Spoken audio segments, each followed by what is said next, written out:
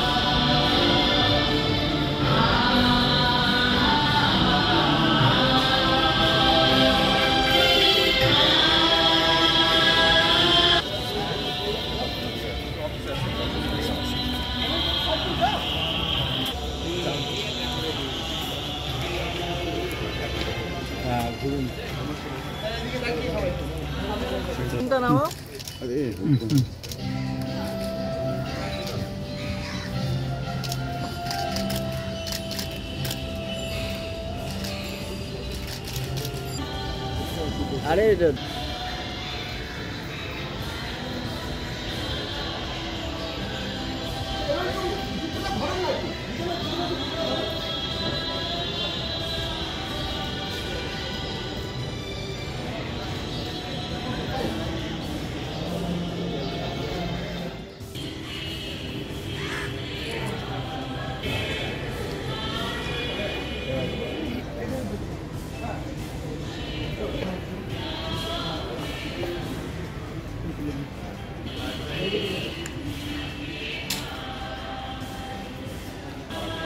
একটু এটা ছেড়ে একটু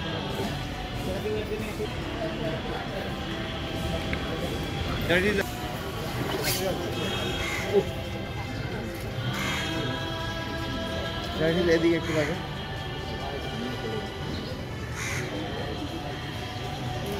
দাদা একটু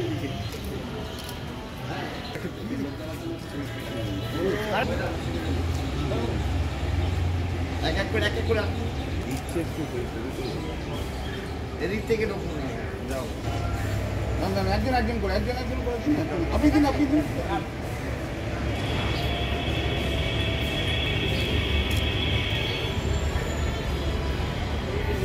ম্যাডাম একটু দাঁড়াবেন ম্যাডাম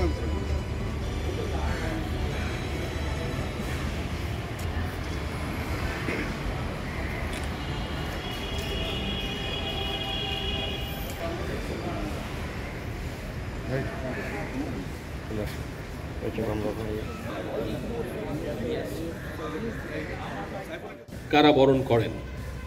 আমি আরও স্মরণ করি তৎকালীন গণপরিষদ সদস্য ধীরেন্দ্রনাথ দত্ত সহ সকল ভাষা সংগ্রামীকে যাদের দূরদৃষ্টি, অসীম ত্যাগ, সাহসিকতা, সাংগঠনিক দক্ষতা ও তাৎক্ষণিক সিদ্ধান্ত গ্রহণের মাধ্যমে 1952 সালের 21শে ফেব্রুয়ারি ভাষা আন্দোলন চূড়ান্ত পরিণতি লাভ করে। বাঙালি পায় মাতৃভাষার অধিকার। 1947 সালে দ্বিজাতি তত্ত্বের ভিত্তিতে ব্রিটিশ শাসিত ভারত ভেঙে ভারত পাকিস্তান দুই দেশের জন্ম হয়। 1000 কিলোমিটার দূরত্বের ব্যবধানে অবস্থিত পূর্ব ও পশ্চিম পাকিস্তানের ভাষা ও সংস্কৃতি সম্পূর্ণ ভিন্ন হওয়া সত্ত্বেও উর্দুকে পাকিস্তানের একমাত্র রাষ্ট্রভাষা ঘোষণা করা হলে বাঙালি ঝাঁপিয়ে পড়ে মাতৃভাষা বাংলার মর্যাদা রক্ষার লড়াইয়ে। মূলত ভাষা আন্দোলন ছিল আমাদের মাতৃভাষার অধিকার প্রতিষ্ঠার পাশাপাশি নিজস্ব জাতিসত্তা, স্বকীয়তা ও সাংস্কৃতিক স্বাতন্ত্র্য রক্ষারও আন্দোলন। আমাদের স্বাধিকার মুক্তি সংগ্রাম ও মুক্তিযুদ্ধে অমর 21-এর অবিনাশী চেতনায় জুগিয়েছে অফুরন্ত প্রেরণা ও অসীম সাহস। ফেব্রুয়ারির রক্তঝরা পথ বেয়েই অর্জিত হয় মাতৃভাষা বাংলার স্বীকৃতি এবং সে ধারাবাহিকতায় 1971 সালে অর্জিত হয় সর্বশ্রেষ্ঠ বাঙালি জাতি পিতা বঙ্গবন্ধু শেখ মুজিবুর রহমান। 1999 সালে কয়েক জাতিসংঘ কর্তৃক 21শে ফেব্রুয়ারি আন্তর্জাতিক মাতৃভাষা দিবস হিসাবে স্বীকৃতি লাভ করে। এটি জাতি হিসাবে আমাদের একটি অনন্য উদ্যোগ। অনেক ত্যাগ ও শহীদের রক্তের বিনিময়ে অর্জিত বাংলা ভাষার মান ও অধিকার সমুন্নত রাখতে আমি সকলকে জানাই আহ্বান। বাংলাদেশ ব্যাংকের কর্মকর্তারা রয়েছেন এখানে এবং আপনাদের সবাইকে আমি বাংলাদেশের ভাষা শহীদ দিবস এবং আন্তর্জাতিক মাতৃভাষা আমি ধন্যবাদ জ্ঞাপনের পূর্বে আমি প্রথমে গভীর শ্রদ্ধার সঙ্গে স্মরণ করছি বাংলাদেশের জাতির পিতা সর্বকালের সর্বশ্রেষ্ঠ বাঙালি বঙ্গবন্ধু শেখ মুজিবুর রহমানকে।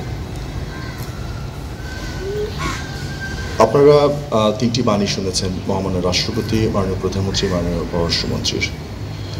1947 সালে পাকিস্তান সৃষ্টি হওয়ার পরে প্রথমেই যে বিষয়টি নিয়ে মতবিরোধ দেখা দেয় পূর্ব এবং পশ্চিমের মধ্যে সেটি ছিল ভাষার বিষয়। 1948 সালে পাকিস্তানের তৎকালীন গভর্নর জেনারেল মোহাম্মদ আলী জিন্নাহ তৎকালীন পূর্ব পাকিস্তানে ঢাকায় যে বক্তৃতাটি তিনি দেন, যেখানে তিনি ঘোষণা করেছিলেন যে উর্দু হবে পাকিস্তানের একমাত্র রাষ্ট্রভাষা, সেখানে যে তরুণ সমাজ, ছাত্র সমাজ প্রতিবাদ জানিয়েছিল সেটি নেতৃত্ব দিয়েছিলেন বঙ্গবন্ধু। 1952 সালে যখন 21শে ফেব্রুয়ারির যে শোচনীয় ঘটনাটি ঘটে, সে সময় 21শে ফেব্রুয়ারিতে যে আন্দোলনটি হবে সেটির নির্দেশনা, পরিকল্পনা সব কিছু ছিল বঙ্গবন্ধু। এমনকি আমরা যে আজকে প্রভাত ফেরি করে আসলাম, যেটি এখন আমাদের একটি আইকনিক একটি ঘটনা, সারা পৃথিবী জানে যে বাংলাদেশে 21শে ফেব্রুয়ারি বড় করে প্রভাত ফেরি হয়। 1953 সালে যখন প্রভাত ফেরি হয় সেটি নেতৃত্ব দিয়েছিলেন বঙ্গবন্ধু। এবং 1952 সালে যে ভাষা আন্দোলন, সেখান থেকে যে স্বাধিকার আন্দোলন, 6 দফা আন্দোলন, সেটির মধ্যে দিয়ে চূড়ান্ত অর্জনটি ছিল আমাদের 1971 আমাদের স্বাধীনতা অর্জন বঙ্গবন্ধু নেতৃত্বে। তাই আমি তার স্মৃতির প্রতি গভীর শ্রদ্ধা জানাচ্ছি। এবং বঙ্গবন্ধু শুধু আমাদেরকে দেশি উপহার দেননি, তিনি একটি ভাষাকে কী করে নিজের জাতিসত্তার জন্য, নিজের আত্মসম্মান বোধের জন্য প্রতিষ্ঠিত করতে হয় সেটা তিনি করে দেখিয়েছিলেন। 1972 সালে প্রথম যে আমাদের যে সরকারি ঘোষণাগুলোতে আমাদের একটি ছিল যে সর্বস্তরে বাংলা প্রচলিত হবে। বাংলা আমাদের শুধুমাত্র এই মুহূর্তে আমাদের রাষ্ট্রীয় বা জাতীয় ভাষা নয়, এটি আমাদের দাপ্তরিক ভাষা। বাংলাদেশের প্রতিটি দপ্তরের প্রতিটি কর্মকাণ্ড বাংলায় পরিচালিত হয়। আমাদের আদালতে এখন পুরোপুরি বাংলায় চলছে, নিম্ন আদালতে অবশ্যই, উচ্চ আদালতে এখন বাংলা ব্যাপকভাবে বিস্তৃত হয়েছে। কিন্তু এখানে একটি পয়েন্ট আমি জোর দেব যে বাংলা ভাষা প্রতিষ্ঠা করতে আমরা কখনোই সংখ্যাধিক্যের যে অত্যাচার, দমন পীড়ন সেদিকে আমরা কখনোই যাইনি। আমরা সবসময়ই চেয়েছি প্রত্যেকটি ভাষাকে শ্রদ্ধা জানাতে, প্রতিটি ভাষা যাতে তার স্বমহিমায় বেঁচে থাকতে পারে সেটি নিশ্চিত করার জন্য আমরা যা যা করা সেটি করছি। 1999 সালে আমরা যখন 21শে ফেব্রুয়ারিকে আন্তর্জাতিক মাতৃভাষা দিবস করার জন্য ইউনেস্কোতে কাজ করেছিলাম, তখন আমাদের মূল পয়েন্ট এটি ছিল যে প্রত্যেকটি ভাষা যেন বেঁচে থাকতে পারে। বর্তমান প্রধানমন্ত্রীর নেতৃত্বে বাংলাদেশে একটি প্রতিষ্ঠান প্রতিষ্ঠিত হয়েছে আন্তর্জাতিক মাতৃভাষা ইনস্টিটিউট, যেটি অত্যন্ত সক্রিয় একটি প্রতিষ্ঠান, যেটি পৃথিবীর বিভিন্ন ভাষা নিয়ে সবসময় গবেষণা করে চলেছে। আমাদের দেশে ক্ষুদ্র নৃতাত্ত্বিক জনগোষ্ঠী যেগুলো রয়েছে তাদের ছেলেমেয়েরা যাতে ছোটোবেলায় নিজেদের ভাষায় পড়াশোনা করতে পারে, তাদের ভাষায় যাতে বই প্রকাশিত হয়, সেটি নিয়ে সরকার নিরন্তর কাজ করে চলেছে।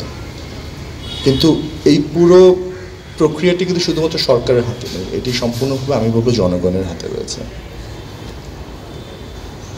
প্রতি 40 দিনে, এভরি 40 days, প্রতি 40 দিনে পৃথিবীতে একটি ভাষা বিলুপ্ত হয়ে যাচ্ছে। ভয়ঙ্কর একটি পরিসংখ্যান। 1975 সালে পৃথিবীতে যতগুলো ভাষা প্রচলিত ছিল তার প্রায় 60-61% বিলুপ্ত হয়ে গেছে। এবং বলা হয় যে যদি আমরা সচেতন না হই, 2050 সালের মধ্যে 90% ভাষা হয়তো বিলুপ্ত হয়ে যেতে পারে। আমরা আজ পরিবেশ, যে ক্লাইমেট চেঞ্জ হয়েছে, জলবায়ু পরিবর্তন হচ্ছে, সেটা নিয়ে আমরা খুবই সোচ্চার, খুব জরুরি সেটা নিয়ে সোচ্চার হওয়াটা।